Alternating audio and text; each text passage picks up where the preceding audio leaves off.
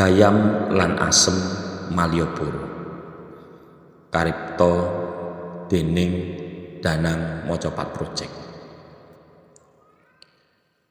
Lintang-lintang lan rembulan wiwit bali ing parane,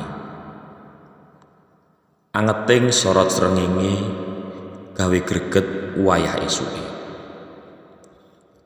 Kerlap-kerlip embun ing gegodhongan kaya kemerlaping intan berlian.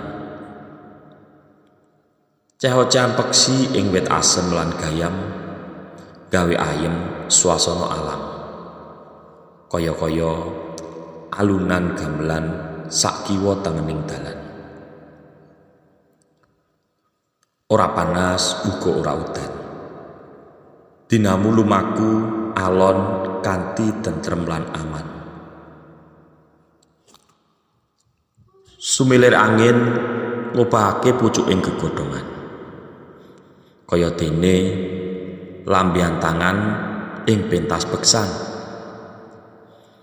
Wit gayam nggambarake pangayoman, kabeh rinengkuh ing rasa paseduluran. Dene wit asem nggambarase rasa sengsem, nyawang Jogja anane mung kebak mesem.